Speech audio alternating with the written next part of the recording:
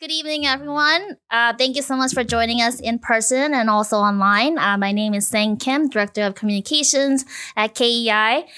For those of you visiting KEI for the first time, welcome. And of course, as a first timer, I would like to give you a little introduction of KEI, what we do as an organization.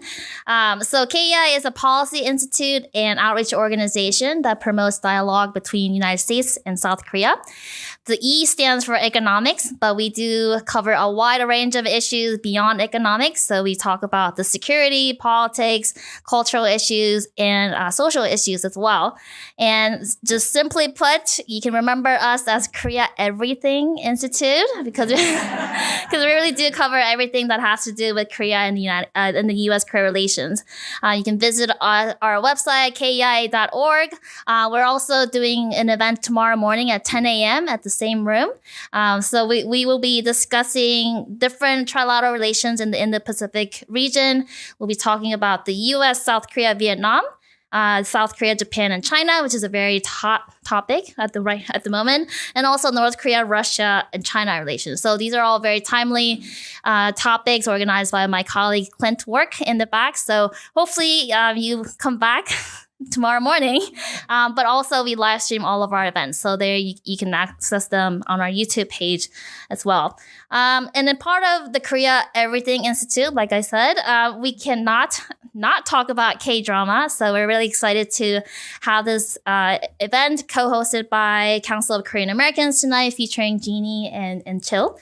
And as all of you know, May is the Asian American, Native Hawaiian, Pacific Islander Heritage Month. I think I said that in one go. And Mental Health Awareness Month. So this is really timely event for all of us to discuss all of that and really looking forward to it. And we really appreciate CKA for inviting us to be part of this event. And I will be introducing Dr. Abraham Kim, the Executive Director of CKA, for his opening remarks. I had the pleasure of working with Abe and Linda when they were at KEI a long time ago. And I really learned a lot from them, both personally and professionally, and I really appreciate their partnership over the years. Fun fact, Abe was actually part of the interview committee when I first started my job at KEI 11 years ago.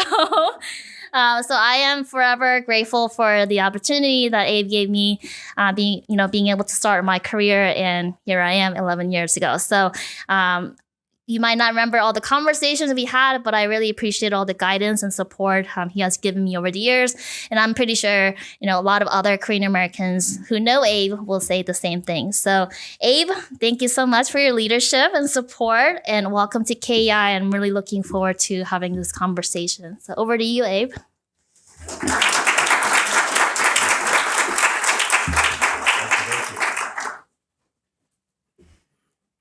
Wow. Thank you for those generous introduction. My name is Abraham Kim. I'm the Executive Director for the Council of Korean Americans. And tonight we're hosting tonight's event. And some of you may be hearing our organization, the Council of Korean Americans, or CKA, for the first time.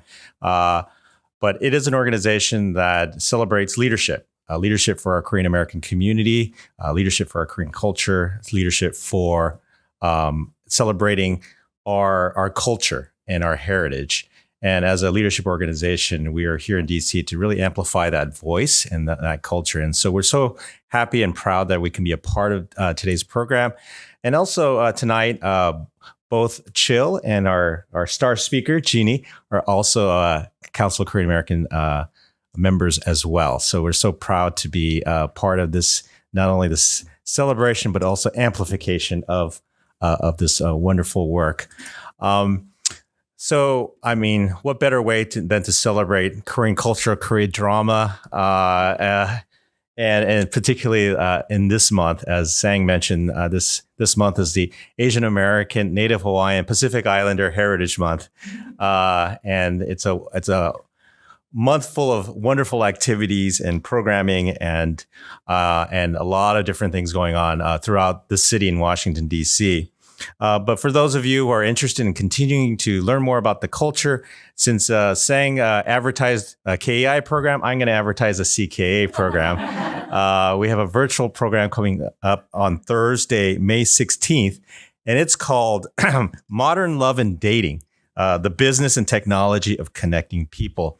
And we have some of our speakers will be Dawon Kang, who is the co-founder of Coffee Meets Bagel, the dating site, as well as if those of you who are Netflix fan of Love After Divorce. Sorry, I haven't watched it, but Jerome and Bonita of season 4 will also be on that webinar as well, talking about the programs, but also how the business and technology of the dating world and how Korean Americans are involved in that space as well.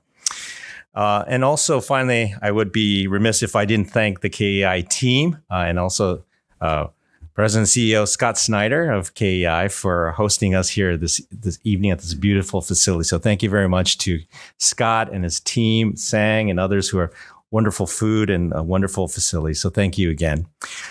So I have the honor of introducing our facilitator, who will introduce our speaker, Chil Kong, who is a leader in theater, TV, and film.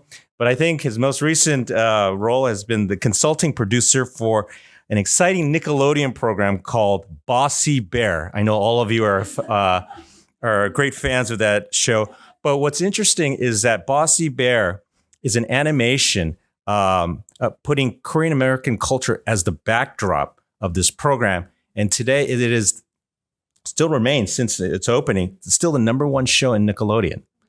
So putting Korean culture and Korean American culture not only in K-drama, but in the animation world too. So with that, I'm going to hand it over to Chil to introduce our speaker for this evening. Chil? The person we're all here to see tonight, Jeanie Chang. Jeanie is, oh my goodness, her list of things is just remarkable. And I get tired just reading some of the stuff that she does because it's amazing. She's a speaker. She is also a certified mental health clinician, working with individuals, families, corporations, and communities alike.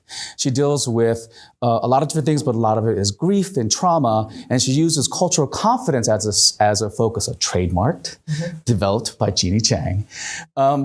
At the middle of the pandemic, she did this amazing global shift in which kind of took her into a whole other world, which is then what created Nuna's Nuchi. And she is our favorite Nuna that we have been able to get access to Korean K-dramas and using our mental health as a way to connect to this amazing way of storytelling that has taken over the globe. So, ladies and gentlemen, welcome everyone, Jeanie Chang. Thank you. I feel like I need to bow. What we needed you to do is like run through the center of the aisle. Yeah, that's actually more my style, but I'm all dressed up. I was going to say, but I'm younger than you, so not your Nuna. I just want to point that out. He's my oppa. He's my oppa. Well, you guys know the term oppa, right? We've had this discussion. I don't like that term, oppa. Don't like he it. doesn't like that term, but you all know that term from the K-dramas. Yes. So, yep, we're here. We're not supposed to share age. Dude. Sorry, I know. But they know honorifics, so it's all about the honorifics. I just wanted to clarify that I'm younger. What's crazy is, from just listening to the previous discussion with the signing, is that y'all are so much more cultured in the Korean culture than I am. Like, just listening to the appreciation which you've learned.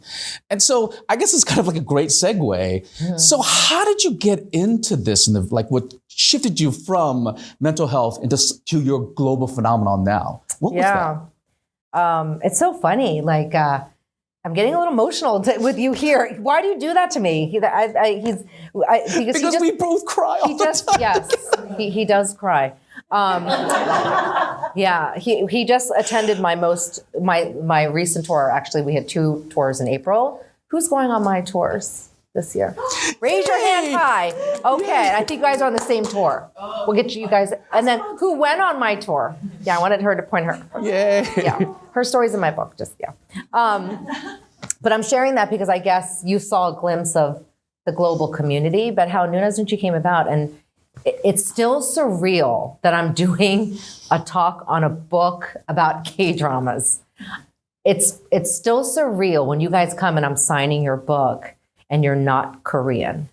And I keep saying that and people are like, okay, you keep saying that, Jeanie. But it's because growing up though, and I think you understand this, and this is why the Council of Korean Americans is a really great organization for just enhancing our, not just our identities and in leadership and the things we do, but there's that belongingness. You guys know that word. And then hence on the cover of my book is the Korean word Chang. And that's really important to your mental health. But that's how Nunasumchi came about. I basically started something for fun. Usually that's how it starts, right? It's for fun. And it was really to talk about something hard like grief and trauma and depression and anxiety, because at the height of the pandemic, or actually at the start of the pandemic, is when I was doing all these remote sessions. Remember, we were in global lockdown, right? And you guys remember. And I was treating at the time a lot of young professionals, college students, because colleges immediately, which is really good, they reached out and wanted their students supported, and young adults were also, part of that, graduate students. And they were the ones that I decided, because of them, I was experimenting. But I'm going to pause there. Pre-pandemic, I did bring K-dramas into my work. I always like to say this because there's a thing in my book where I might sound annoyed, actually, because I don't hide my emotions in my book. If I sound annoyed, I probably was. But people tend to ask me, media tend to ask me now, hey, did you start K-dramas or bring K-dramas into your work because they're trending? So I get a little irritated because I'm like, oh, do you want me to go through my whole life backstory? But I don't. But I share that I can understand why they may think that, or they think they're trending. But for me, they were part of my life, and not necessarily in the trending way, right? Just they helped shape and mold me. So I did bring them into a therapy session and then a workshop pre-pandemic. I make that clear. Pre-pandemic, pre-Squid Game, but because it made sense. But I also make it clear, just because I tie K-dramas and mental health doesn't mean they work for everybody. Like, I don't bring it into every workshop, though actually I would say it's close to 90%. But we don't really care about the people that doesn't work for. What? We're here to share with the people that it does work for. No, I'm kidding. But no, I don't always bring it in. But it was through those college students that, they were my kids' age, which is so funny. But they were like, you need to put this on a YouTube or something. And I was like, YouTube? I'm not on YouTube. I am, but not really, And then I'm like, I'm not on social media. And I remember kind of laughing, but I thought about it because I had so much, I thought really good things to share that weren't enough in these support group sessions. It was twice a week or 1 hour at a time. It was so much. And what I was doing was bringing K-dramas. Do you guys remember 2020 Squid Game, sorry. Oh my God. Startup. Who watched Startup? Yes. What team are you on?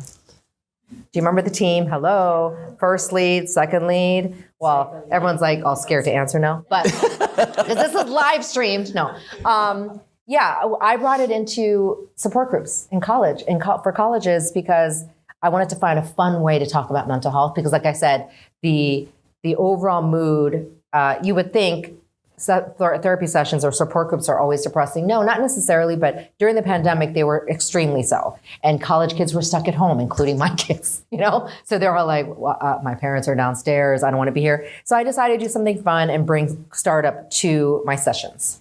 So it's because of Startup, as I like to say, that Nunasumchi was born, because they were like, this is good stuff, put it on a YouTube. Yeah. And that's how it started. And I think I launched it end of 2020. Yeah. So early 2021 is when I decided to start the Instagram, because they were like, you can't just be on YouTube. How are you going to market this? Yeah, but part of this really is the community building aspect of what you did, right? Yeah. And what it was is because of the wonderful tidbits you're finding in your psychiatry groups, then you would pull those pieces and put it on Insta, which is really interesting because so many of the people here found you through the social media, right? Yeah. And so I remember that. I remember starting it and scoffing at the idea, but I should never scoff at social media. That's the Gen X in me. That's like the 50-year-old. Okay, actually, get off my lawn. I think I was 47 when I scoffed at it, going, "Who's on social media?" But the book you're holding came about because of my social media. So what was the first social media post thing that you thought? The first thing that went viral, honestly, was, do you guys know the first thing that went viral? That's usually what happens when you decide to go on a whim and get emotional, was when I talked about the startup actor.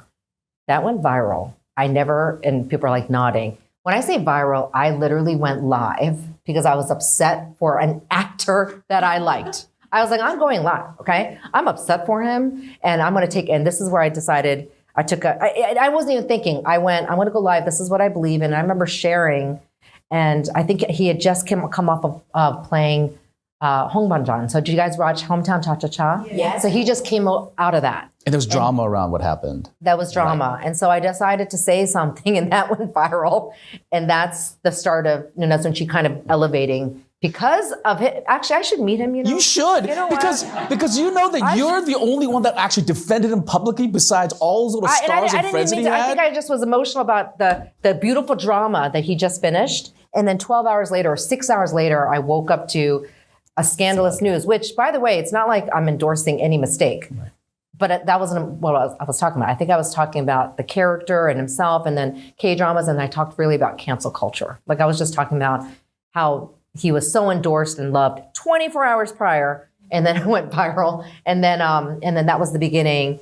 But I really, again, started it as a way to talk about the foundation of New Energy is really to talk about the hard things surrounding mental health and make it more fun and edible, like things that people had a hard time with talking about. And that's how that was early 2021. Yeah. So was there because I know you use lots of clips and stuff in your sessions too. I have. So do you have, what's kind of your favorite, I guess, emotion and emotional context and the clip that's associated with it? I like making people cry. No, I'm not in therapy, but in workshops, I like evoking emotion because we don't show it enough. And I do tend to talk more in corporate, colleges too, but colleges are much more easy to do that. But if I, just today, I just literally did a virtual workshop. By the way, virtual is cool too. Before I was like, I want to be in person, but virtual is kind of neat. You could do much more.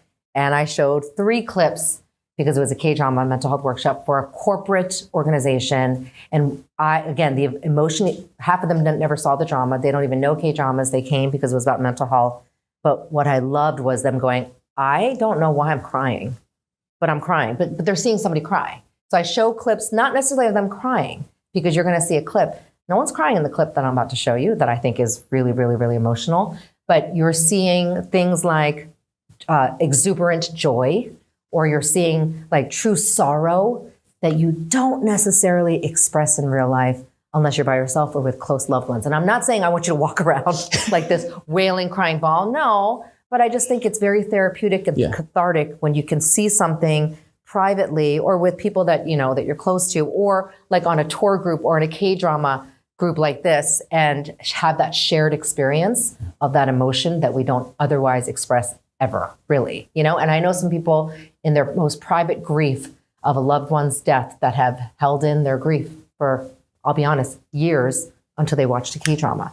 That story came after my book, but those are the stories I tend to hear from seeing something that they finally and then they said, basically, Jeanie, I haven't stopped crying since I watched Crash Landing. And it was her joke, but it was a very powerful one that she just felt like she had to hold in her grief to be the strong grandmother and the mother and everything that she was. So we don't get to show these emotions. We really don't, And I think that's why when I do these talks, not corporate talks, but when I do these casual, more heartfelt talks, you do see me get emotional because I have to be very, not non-emotional, but I'm much more, we call it the non-anxious presence.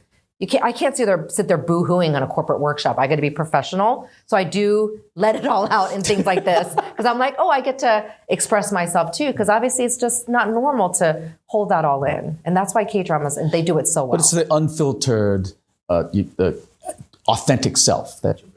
Yeah, totally. But let's show this clip. Let's show the clip. Let's go. Hold on though. Okay, so do you guys know the answer to this? Oh, they got to turn that way. Yeah. But the folks online see it. They see the. Oh, they see it online. Do you know? Squid Game. Yeah, Squid Game. Yeah. And I don't think it'll change any while, but I do share this. I think another. No, it's still. It's still number one. The Netflix. Wow, you thought it was. Queen of Tears, I think, beat it. No. This is still. Still number one. Okay. Yeah. Queen of Tears, honestly, globally didn't do as well. as well as it did in Korea. It's still doing great. Yeah. So you can't doubt my data. I do my research. So Squid Game is number one, but because of the elevated status of K-dramas, it's made my work easier in the sense of, if you're going to hire me, I'm going to bring in the K-drama. I don't even ask you anymore. Now I'm like, oh, sure. So I just have to make sure the audio works for 3 clips that I'm bringing in. They're like, what? I go, yeah. If I'm going to talk about resilience, I have 3 resilience clips. So I do show clips because, you want to show clips now? A clip now? Okay. We can also sit in our feelings too. No, I want to. Just so you all know, we often do this a lot. Like when we're sitting down and talking, we just have to have tissues with us because we talk about some K-drama event or moment, or she'll share a clip, and the second, and I know exactly what she's gonna play, and I just start like just weep. I do, Jeanie, I do. Okay, maybe you do. But I want to share this term because I think this is what you also experience when you're watching the show. You are seeing this unfold in the relationships. And by the way, it's not always like a positive feeling because you could have, let's talk Queen of Tears. Who watched Queen of Tears? Yeah. So you have some hard feelings with your own mother or the daughter, and the mother-daughter complicated, but there's still that Chang because it's still your family. So I also wanted to point that out because you could feel it. And obviously, as you see their relationship, in some sense, go through some change, then you also see that playing out. But this is why this had to be on my book cover, to give you a little bit of glimpse of how the whole book came about.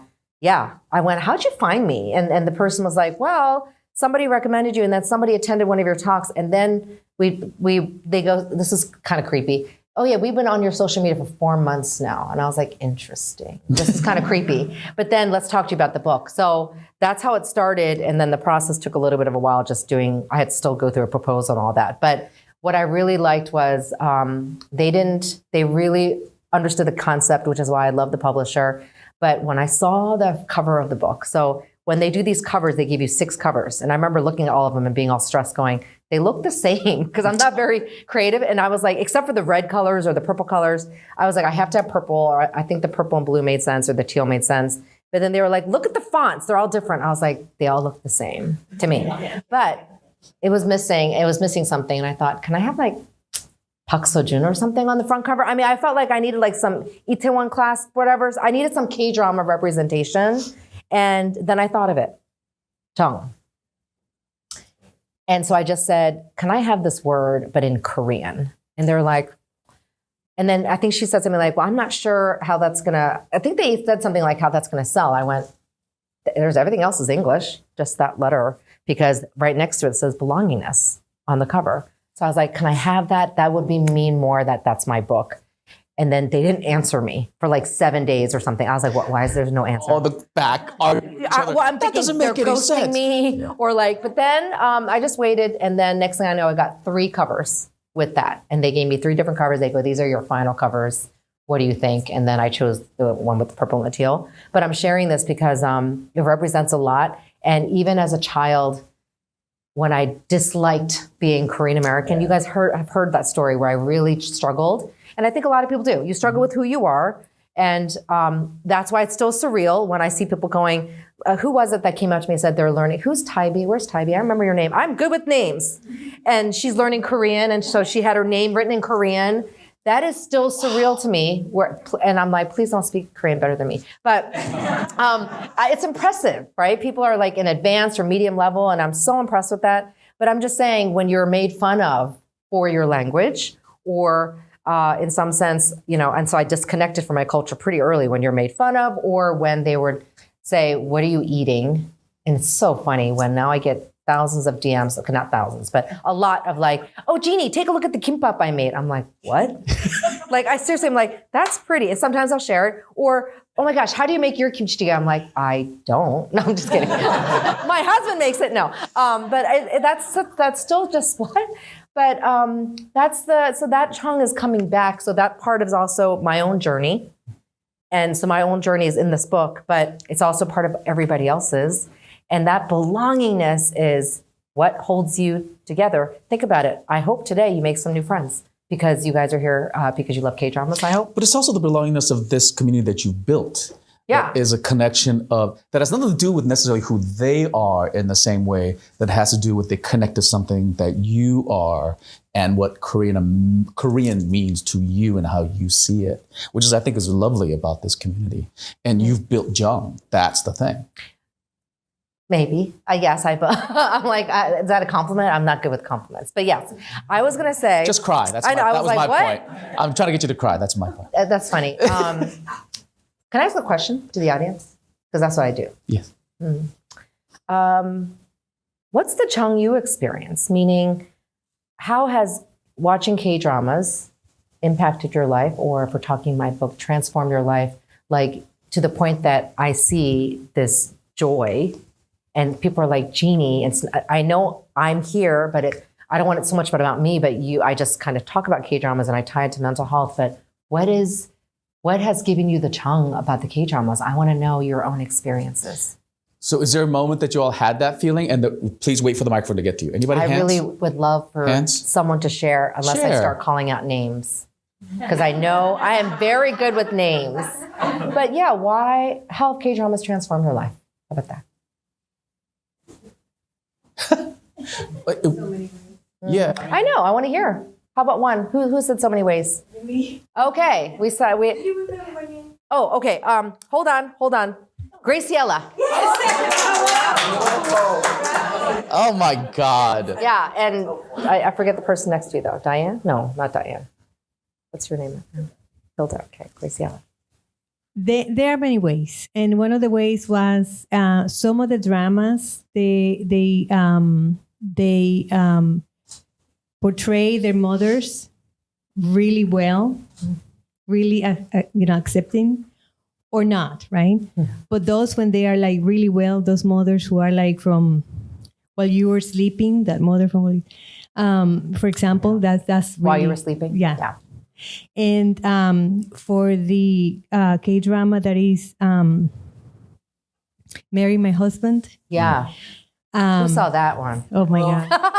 Everyone's like, Which is about revenge. Yeah. One of your, I think you talk about that, like that feeling of revenge, after, in my case, after a divorce, is it's okay. It's okay. Like you gave permission to see, yes, it's okay to feel it and to imagine what would be, that the outcome. So that's the feeling. Yeah, Marry My Husband. Thank you for sharing that. I think you said something really important. It's okay to feel those, I don't know, rage is normal, like anger and stuff. I just only get concerned what you do in it, right? Like, I'm going to plot the death. I'd be like, okay, let's talk about that. But no, yeah, we should feel that. That's like normal. So I think that's what they do well too. And don't you think in one scene in a K-drama, you'll laugh, then I'll cry by the end of the scene, or even get mad when the villain walks in, even though we don't really have villains. But I was thinking Queen of Tears. People. Yeah. Go ahead. I mean, what's amazing about all of this is that the reflection of people and what they're feeling is tied to a culture that they are really kind of new to, right? Yeah. And then for us who are in the culture, watching you all do it, and I'm telling you, there's been some surreal moments. Like when I was luckily on Jeannie's tour, Meet Me in Korea with Jeannie, and it was fantastic. But to watch the way non-Koreans interacted with the Korean culture was mind-boggling. And you get to experience that like all tour. Yeah. It's mind-boggling. That's the Chang too. But what's so appealing about the Korean culture? I'm just going to turn that out to you. Because I already know, like I see, because people will tell me, and I'll see people going, there's the Namsan Tower. And I'm like, okay, and I'm excited too. Or they're like, remember that's when Lee Min-ho, you guys know Lee Min-ho. So they'll bring up something, I'm going, what scene? And I love it, but what's that tie? There's the Chang there. So I'll continue this. How have K-dramas transform your life, but what have they done in your life too? I'm going to keep asking that. One was great. I need more answers. Right there. Oh, right there. Gentlemen, I love it. Who's got the microphone? One of the two Koreans, men in this one. Yay! Do you have the mic? Yes! Does he have the mic? No? Okay. They got There the you go. microphone. Do you They have the remember my microphone. name? Yeah. So you're not going to necessarily hear it, but the live audience hears it. Oh, okay. Yeah. So we were just talking in the car ride over here about a scene in My Liberation Notes. I'll give you the clip recommendation. I think it's episode 13, minute 37. Hold on. Episode 13, what? But, one of the themes like I could relate to was kind of parental pressure. And there was a scene where the son just left his job after like 10 years or something like that. And I could relate to that because like I was in a high stress job at the time and I left, just needed a break. I was burning out. And I just remember kind of having the conversation with my father. And of course, like typical, Korean father, he's like, okay, what's next? What's your next plan? And I'm like, Dad, I think I just want to take a little break, after all those years. And there was that scene in the show where he just says, why can't you just recognize the fact that I, worked my butt off for 12 years and I just need a break and you did a good job. Can't you just say that? And I was like, wow, that really hit me. For some reason I started crying. But yeah, it was just kind of one of those moments where I think a K-drama really related to the situation I was in at the time. So Thank you for sharing that. Let's give them, My Liberation Notes, highly recommend. Yes. How about this side of the room? Yeah, and despite what everyone, because of K-drama and the way it looks, not all men cry like that. Thank you for that. You do. Well, I do, but I do theater, so it's like I have to get in touch with my feelings somehow. But We were making a point. Not everybody expresses like that. That's true. What's important is not just the acknowledgement of that, it's the fact that, like, look, that is awesome. Oh my God! I hope you embrace those tears, because sometimes you have to do it in darkness, right? We sometimes we only feel safe to cry in a room that's with the Netflix little TV under the covers, like right. We only feel safe doing it there. But what kind of a change? What kind of force factor of change would it be to be able to look at other men and say, "Dude, that's okay. Just cry." And you do get to see it in K-dramas, right? You see them crying. Oh my God! The end of My Mister, when he's alone in his house and he understands that he is by himself and he just starts bawling, and That's how we bonded. We talked about My Mister. That's how we bonded. So it's my favorite, your favorite. It's actually you're really crying. We do have Kleenex. Do we have Kleenex? Actually, that's how I based. I'm getting off topic, but My Mister is the foundation of my title. Who saw My Mister? Raise your hand. Wow, that was the most hands out of the K-dramas I talked about. Yeah. Can I actually also share? It's in my book, but it was the drama also that I bonded with Korean nationals, folks in Korea, when they were like confused by my book. I was like, let me explain in my not so good Korean, and I was explaining it. And you're trying to talk about mental health, which is already hard in Korean. But then I went, what's your favorite K-drama? Or like, what K-dramas do you like? And most were My Mister. I was like, oh my God, I can win them over. Let me win them over. And it's not like they're talking about mental health. They just didn't make that intersection like I did. But hands down, that is where I got a lot of folks to talk about just what they saw, and transformation is what you really see in that drama. If you haven't watched it, it's not necessarily for the faint of heart. It's a little bit melancholy, but I really believe that's the drama where you see someone changing before you, particularly the female, right? But him also, and he talks about his transformation. But that's where the title of my book came from. But I want to hear from people. Oh, yes.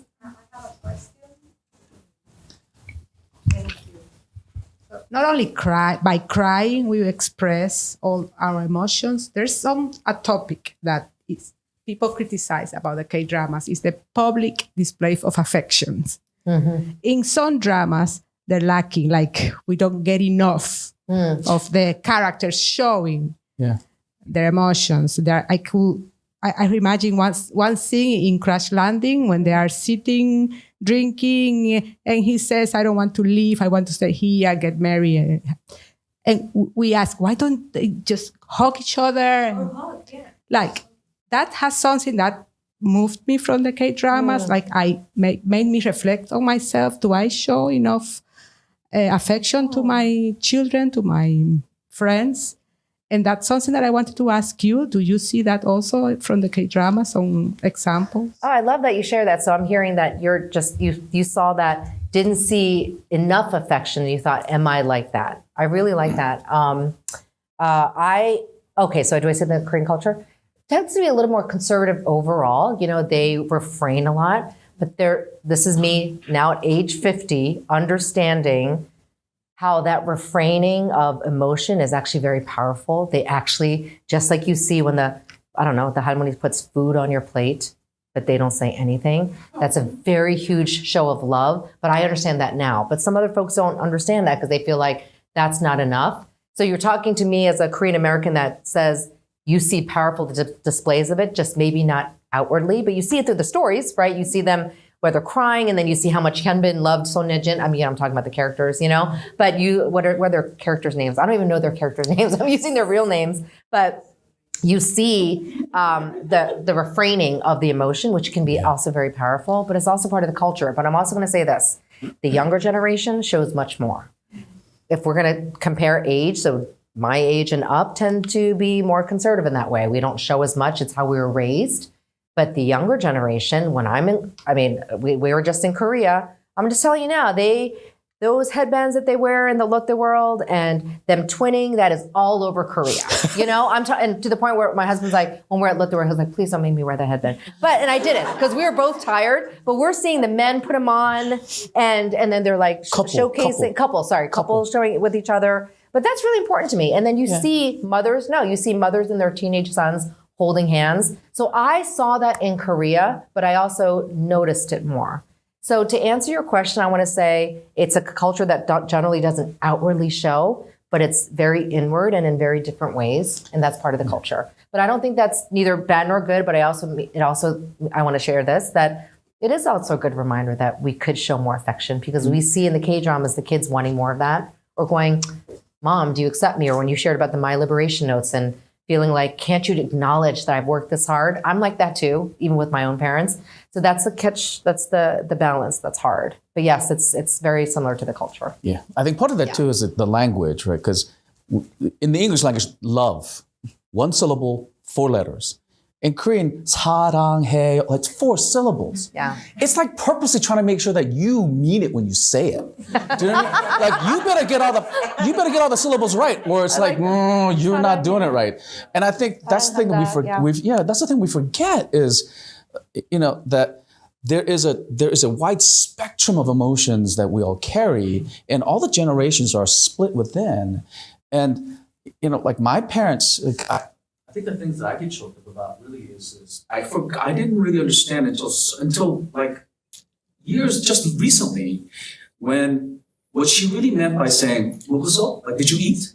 So that's her way of saying I love you. Like, and I just remember times when I was such a, excuse the language, but it's like an a-hole to my mom. It's like, yes, I ate, Mom, but come on, I'm doing fine. I'm a working artist. Like but really, she wasn't saying, like, did you eat, you dumb kid? She was saying, I love you, I care for you, and by saying this, I want to make sure that you're eating. Like, that's how I show my care. And I look back all those times, and I'm just like, you're such an idiot. But we realize that isn't that great that through the K-dramas you watch and you realize things too? I still want to hear from some of you guys, but I will hear. There's countless the hands stories. are going up. Yes. Yeah, I would love it. So let's go over here on this side. Is it Amy? Amy. Yay. Hello. You both touched on it a little bit. And I think for me, when it comes to K-dramas, one, it takes me out of the place I'm in, right? So that's one thing, because I know it's all make-believe. Being a second generation Korean American, I know Korean men are not all like that. I know Korean women are not all like that the Tibur don't all live, a certain way, or, all of that. But I think with K-dramas, one of the things that pulls me in the most is when they're eating, or in, it's not just K-dramas. You could watch, I'm Army, so I'll watch some of their lives and they're eating and I'm watching them. One, I want to eat what doesn't matter what time, but it brings you back to almost like the last time you had that meal or who you had that meal with. And like you said, when a parent, whether it's your mom, grandma, aunt, or you're visiting a friend's home, they cut the fruit. They bring out that plate of fruit. And it's just a silent gesture, but it's the biggest gesture. And I think for my mom, I look back because she grew up very poor, where 7 kids, they had 6 eggs, had to split it between all 9 of them kind of thing, right? So for her, every time she wants to give food, wants to feed someone, and yes, it might be with, oh, you look like you're gaining weight. Here, have some food, right? I think we're all used to that conversation too, right? You come somewhere and your aunts are all happy to see you and they say, oh, you must be happy, you've gotten fat. Have some food, right? Mm-hmm. But it's that have some food. And I don't know if it's because our parents, the generation they were in, it was kind of war torn. Many of them left, for a reason. And so just being able to have the luxury to feed someone, I think really hits home for them. And so then, like you said, knowing that now, it makes you just more grateful for it. But that's kind of what draws me in. And it's not necessarily that the meals are emotional in the K-dramas. It's just you're sitting and going, I want to eat it because it looks really good. But it's just the social kind of fabric to the society of really enjoying conversation with the meal or enjoying having a coffee at a really nice cafe, because you can't do that here. You got Starbucks. Like, that's not fun, right? So it adds so much more vibrancy to everything that you drink and eat. And then when they're drinking, that takes you back to all sorts of memories. So like that part's really fun for me too. It's like, oh yeah, last time I had soju. I keep that memory to myself, but it evokes memories. And so I think that's part of the draw as well, at least for me. Yeah.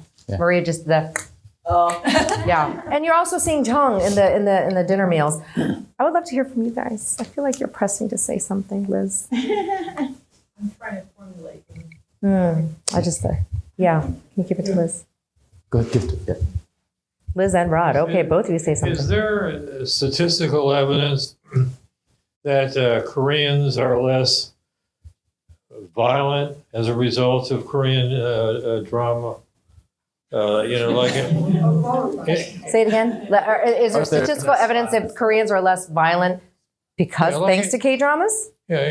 In the United States, there's tremendous, gun violence, people shooting strangers, that type of thing. Well, there's some violence in Korean movies. I mean, the Korean films are very different, but I don't know if there's statistical evidence, but I think one of the things that might help you understand the global acceptance of K-dramas, the numbers say it's like 8% female.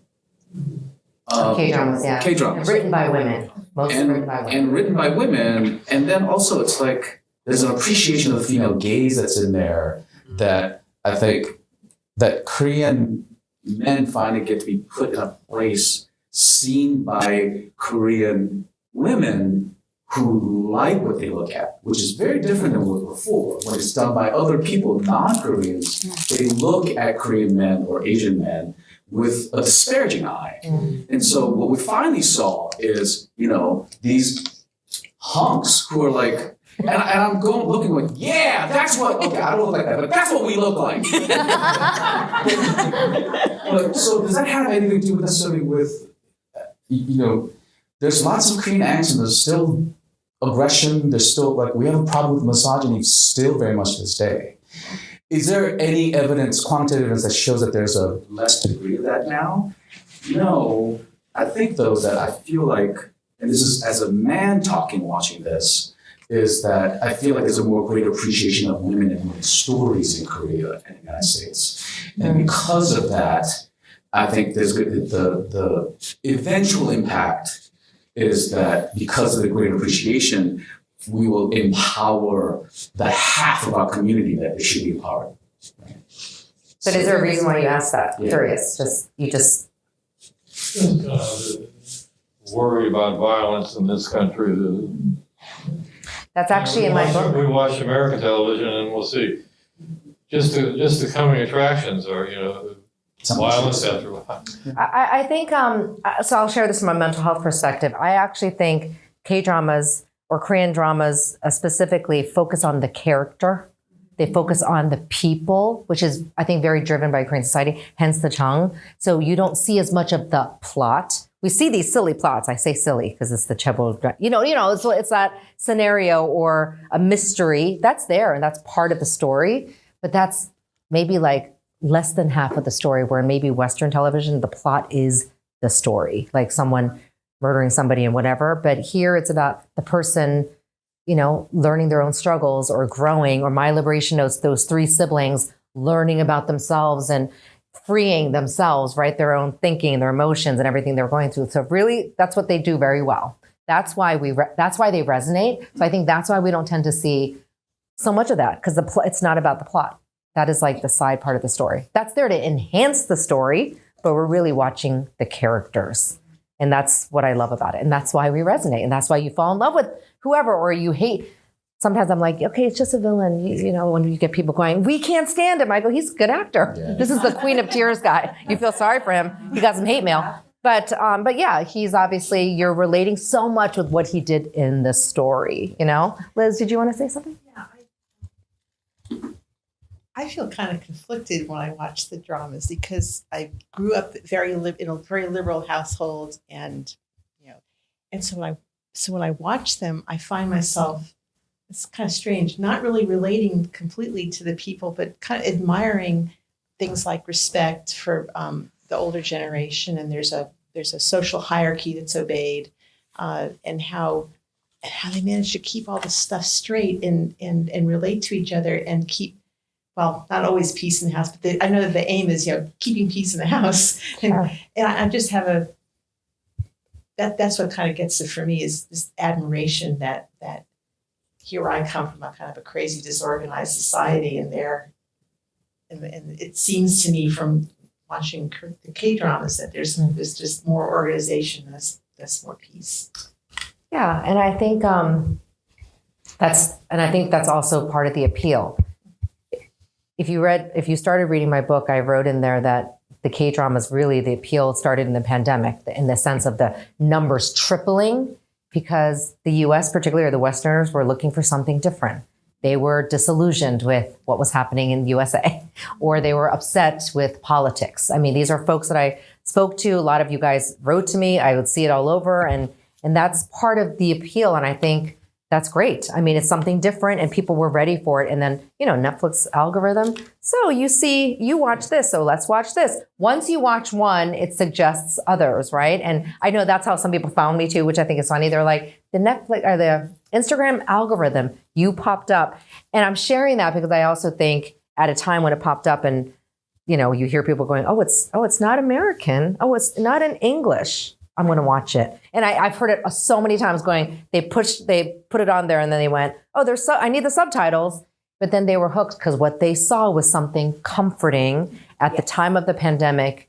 We needed that. Like they wanted something that wasn't R-rated, where I say G to PG rated. Your kid could walk in and watch it with you and not be like, oh, let's pause it. Or you wouldn't be sitting on the seat of your pants going, oh, it's because you see an explicitly sex scene or something in the first episode. You don't see that in Korean dramas. And when you see them kiss in like episode 2, you're like, what? They kissed? I mean, do you ever watch that and you're like, they're supposed to kiss in episode 9. That's the formula. But that is actually part of your mental health, to watch something that's not graphic. Yes. Yeah. Yeah. So. Well, I think one of the things that we talked about was that these are stories that are emotion driven and character driven. Like in Western storytelling in the United States, action drives the emotion. Things happen, I feel something. And you barely get a chance to even feel it. They're like, no, things got to keep happening or I'm going to lose their attention. That's the attitude that I get from a lot of people who are executives or who wants to buy these shows. And when they see a drop of emotion, when they see a place where you get to sit in the emotion, that people get really weary of it because they're like, oh, that's too much emotion. I need to get to the action. But what K-dramas really do well is we get to sit in the emotion. Yeah. I mean, I think the first time I saw one was when, you've seen those, which like the camera turns around the one time and then stops and then pushes into them as they're still having the same feeling. And then they stand on it and just watch them as the wind blows past them. It's like, okay, good. I got the shot. Let's move on. And that was my American Western storytelling. But the second I stopped that and was like, oh no, but you need to sit there. You need to watch them feel the pain. Once you connect to that, then you're just like the pain and also the love when it's like you're just staring because like it's complex. I just discovered I like you. Yeah. And because so it's complex they do that really well. What is like 5 minutes of the last episode of you're like, but then you watch it and you want to see that. I wanted to share this. This is also what K-dramas do well. When you watch something, it's not about you. Not just Liz. I mean, it's not about you. You are watching a story that you may resonate with. In fact, a character may do something that you actually don't relate to, but you relate to the emotion. And this is actually a therapeutic concept where it helps people process their own difficulties. It's not about you, but we make it about us. We're like, it's about this person. It's about Jeanie. It's about Chill. But it's really about maybe the depression or the family conflict, or in Queen of Tears, the grief that consumed every family member in a different way, you know, particularly the nuclear family, right? Hong Hae's main family, that consumed them and really impacted their relationship. But, you know, the mom made it about the daughter kind of thing, but it really was about her own grief and trying to deal with the loss of her son, which I was about to say, a spoiler, but you know, that's why I wanted to share this. The problem is the problem. And this is really important. The person is not the problem, even though we think the person is. But that's what also K-dramas allow us to going, wait a second. I didn't know that I've heard this all the time. I didn't know I was angry, Jeanie, until I saw something. And actually I go, oh, did you see the person angry? They're like, no, actually, I just saw the person happy. And I realized I was angry. That's the stories I get. And that's some of them in the book. So anyway, that's what I love about your book is that it does tackle this problem, because this is a real problem right now in the United States, is that we talk about people and things and actions as the problem and not actually look at the problem itself. Yeah. And we have a real breakdown of conversations because of it. And this is why it's like, I love what you talk about in your book, because now it's I got to feel the emotions. I get to connect to it in a way that's relatable and it's separate from me. And then now I can deal with the problem by itself. So that's why I love what you've done. So I just wanted to this is in the book, but I wanted to giving you spoilers of the book. You're changing lives, Let's Jeanie. take a look at this clip, shall we? Queen of Tears. I have to say the difference between European actors and Korean actors in particular, it's hard to do multiple emotions because it's complex, right? What the Koreans do really well is that they do them in quick succession so that it's not one emotion. It's not 5 emotions feeling at once. It's that you can see them process their emotions. You know, that's realistic. Yeah. I wanted to ask you guys, since we're running out of time, before I show the final clip, which I think is very dramatic. Do you guys have questions for me? Yes, Heidi. I don't have a question, but I have a comment. Oh, yeah. I want to flip the switch on. Flip the switch in a way, because you say, you know, you're so amazed by all these Westerners being, you know, enamored with Korean dramas and things like that. The first Korean drama that I watched, I immediately identified with. I am a Jewish girl from New Jersey. And the minute I saw, you know, it looked to me as like, well, Korean moms and Jewish moms, different accent, same chutzpah. You know what I mean? Like, but this is what I'm saying is it's not so foreign, right? You know, I mean, the fact that you know, especially with like the Jewish community and the Korean community, we've both, you know, had hardships. Yeah. We've both struggled to keep our identity, to keep our language, to keep our culture. Yeah, very similarly. And, you know, I watch a lot of these dramas and sometimes I watch them and I get the perspective of maybe why my mom is the way she is. Because Jewish mothers are very tough. I am a grandchild of 4 Holocaust survivors. Oh. So you can only imagine the mental that comes with that. And I watched, the communication issues with my grandparents and my parents, the intergenerational issues between my grandparents being born in Europe and being one way, and my parents being raised in America, and then them raising their American children. I found so many commonalities between them that I really felt like, yes. And I started to learn Korean because I was like, I'm watching it so much. And, because, we have Yiddish and it's like the ajumas go, I go. And the bubbies say oy vey. It's the same thing. Yeah. It's the same thing to express upset or shock or whatever it may be. So I wouldn't say, and even we did Lunar New Year together because I started learning Korean and I found Kyungmi and we became language partners. And so she came and celebrated the Passover Seder with my family. And we did. Her Korean's going to be better than us. Yeah. And we did. Her Korean's going to be better than ours. Yeah. Make us look bad. No. Darn it. But like the Lunar New Year, my mom called me up. She's like, what are you doing today? I said, oh, Mommy, I'm making kreplach with my friends. Kreplach is the Yiddish word for mandu. Oh, okay. That's awesome. So, So you see, you relate. And you know what? I love it. No, I should. By the way, I think in the book I talk about Nigerian families also relate. So I think I totally agree with you. I think the surrealness. So I think I'll clarify a little bit. Just the surrealness comes with. This is probably when I might get emotional. Is where maybe in some sense, I'm not saying you weren't, but the Korean was somewhat invisible when I was growing up. In the sense of, I kid you not, I'd be like, they're like, where are you from? I'm like, I'll just say Korea, because that's probably what they want me to say. Korea. They're like, oh, you mean Japan? I'd be like, no, I just said Korea. China? North or south? And I kid you not, this is in the 80s. And I grew up in a white suburb that was very like the token Asian family. I love where I grew up. But when you're seen as unusual, that's what I was talking about, why it's still surreal. Because it's not like I was, and I don't think I was even bullied or anything. It was just more like, we don't understand what that thing is you're making. I'm like, kimchi, right? Now it's so popular. But now you see it like, as my parents grew up, my parents didn't feel American all the way, and they didn't feel European all the way. And like, you've got kimchi, we have gefilte fish. Like, that's just as off-putting. What is it? Actually, what is it? It's the fish balls that you put in the I love that you leaned over like to your Korean friend. Right. It was like, I know, I love it. I love that. What is it? It's literally, I walked into H Mart and I go, oh my God, we don't have to make gefilte fish anymore. What is it? It's like a fish. It's like the fish meatball. Odeng? Odeng. Oh, yeah, But they sit in this horrific jar on the shelf.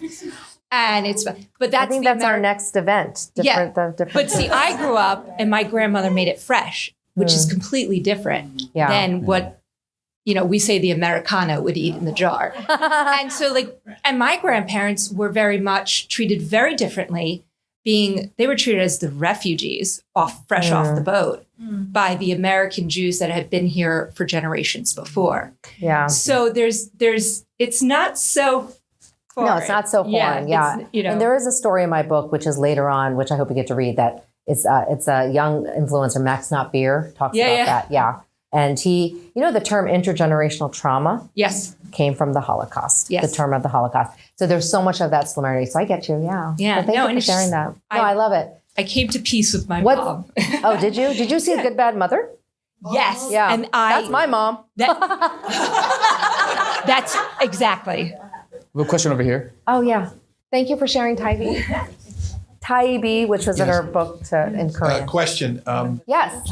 The issue of violence came up earlier. And also earlier you discussed the show My Mister. Yes. Have you looked at or considered the relation between what goes on in K-drama and then the real actors and actresses and their real life? It's a very sad story. Yeah, you're talking about the suicide. Yeah, I addressed it. They have one of the highest suicide rates. They do. They actually the number one suicide rate. Yeah. Yeah. But it's affecting key actors and actresses in the world of K-drama.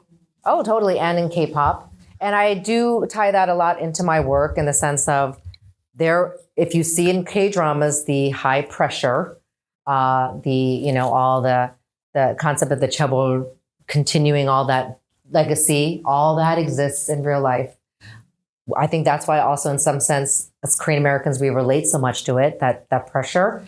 And that is why the big goal is when I'm talking to Koreans, my husband's watching me in my Korean and he's like this. He's like, oh my gosh, because I'm decent, but when you're trying to talk clinically, I am passionate with Koreans to get to understand my book, because I would share, hey, you guys know the stress in our society. And there's always that understanding of like, yeah, we're so stressed out, but that's actually what you see in the K-dramas, the trauma of their lives, a story, but then you do see them navigating through it. I also see that in real life, but then the high suicide rate comes from the fact that they can't share, right? We in the US or just other cultures can share a little bit more. We're much apt at that. But even in some sense, we still have a long way to go, and Korea is just very behind. And they agree.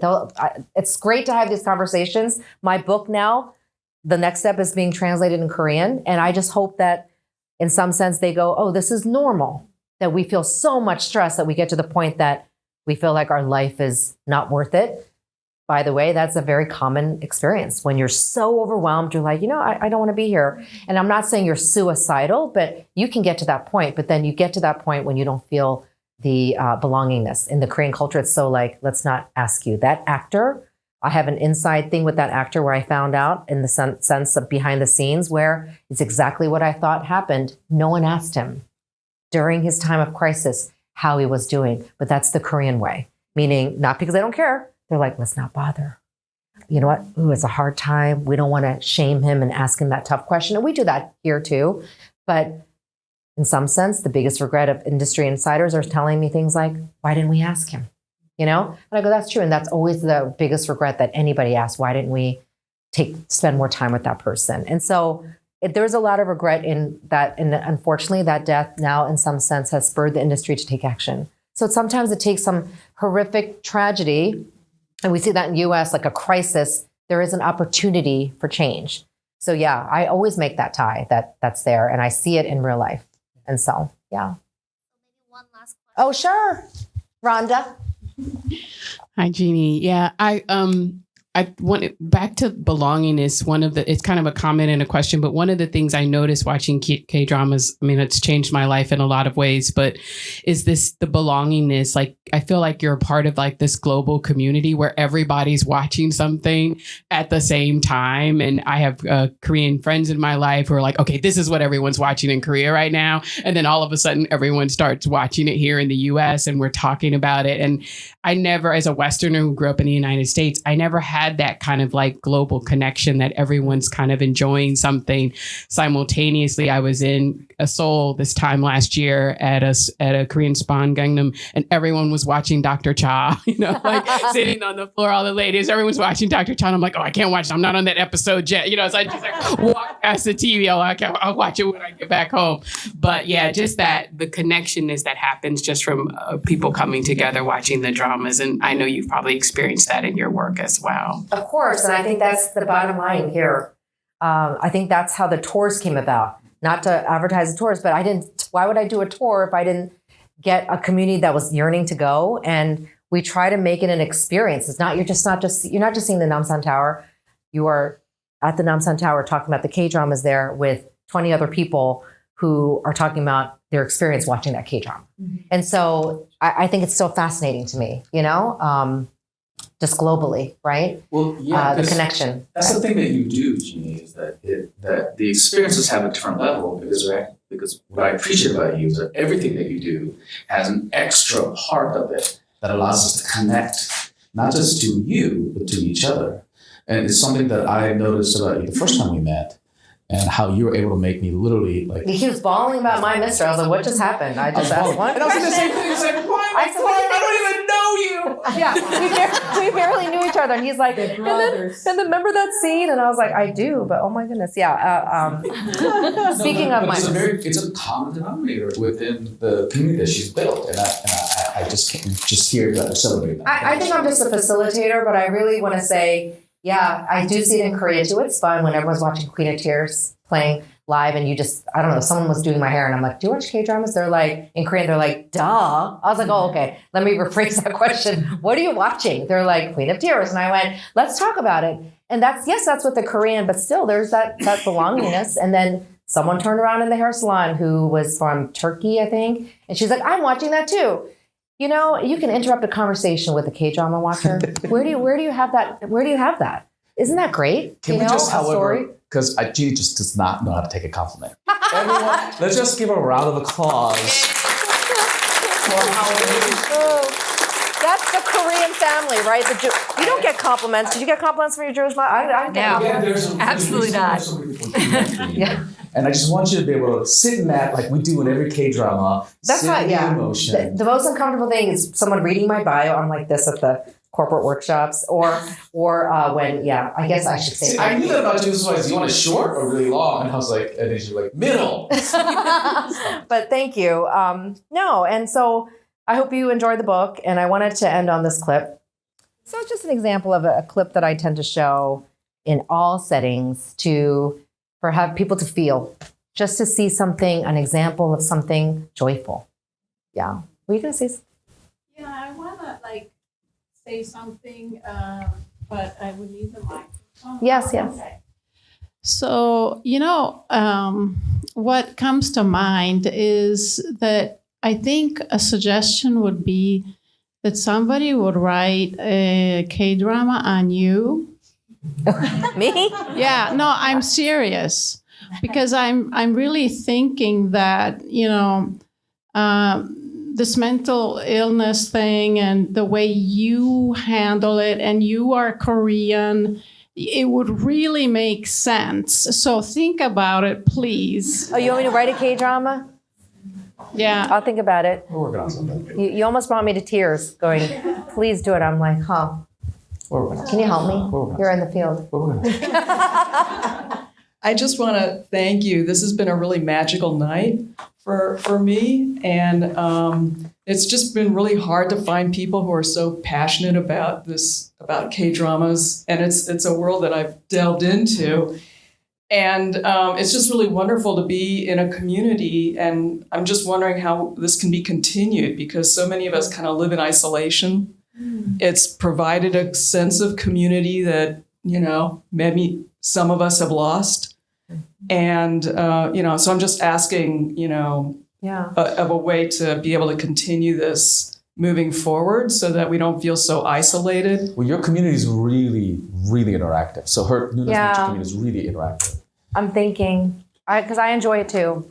Yeah. If you think of ways, let me know to keep doing this. I mean, that'd be really wonderful. And thank you. And just so you know, you're not the only one. There are lots of people who have expressed that, and there are a lot of people like fans like me who are trying to find something for Jeanie, and we're gonna we love this. So. Mm-hmm.